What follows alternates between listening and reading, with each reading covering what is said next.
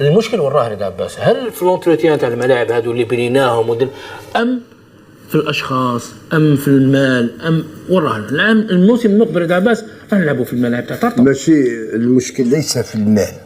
الدولة الجزائرية وفرت المال الكافي اللي اولا سيدت ودشنت ملاعب كبيرة، ملاعب كبيرة.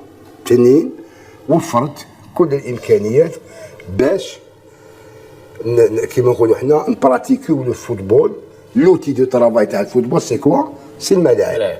وملاعب مشوشبه طبيعيين. للاسف الشديد المسيرين تاعنا اللي حاكمين لي بروجي دوك جو سي با مانيش نسمي فلان ولا فلان، انا بالنسبه لي خانوا الامانه.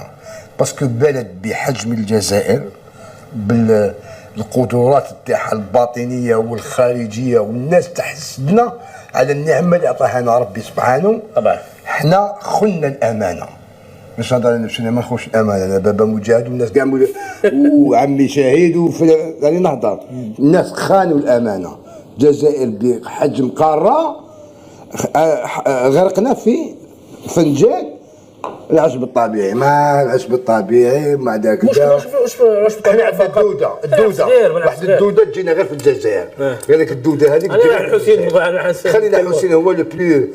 مي المشكل اليوم انت عندك ملاعب، صح الملاعب هذيك مغلوقه باسكو ما نقدروش المونتروتيان تاعها، باسكو ما نعرفوش كيفاش نسيروا المنشات الرياضيه، باسكو ما نعرفوش كيفاش نحافظوا على الارضيه، باسكو ما نعرفوش اون كونتر بارتي ولات لا مافيا دو طارطون. نقولها ونعاودها وانا مسؤول عليها. لا مافيا دو طارطون. فهمت؟ الناس اللي حابه ترجع هذه الملاعب ملاعب بالارضيات الاصطناعيه. يعني فيهم دراهم بزاف؟ بيان سور باش ياكلوا فيهم دراهم بزاف. باسكو اليوم وعاو الشيخ قدامك. نعطيك مثال نكمل برك. تفضل. احسن الله يزيد فضلك. احسن مثال عاود لك اونسيان جوار اونترينور. انت بغيت براتيكي لو فوتبول وتطور الامكانيات تاعك لازم العشب الطبيعي اخويا، ماشي العشب الاصطناعي. الناس راهم منا في ناس راهم عندهم سخانه 60 70 استغفر الله يا ربي حتى 70.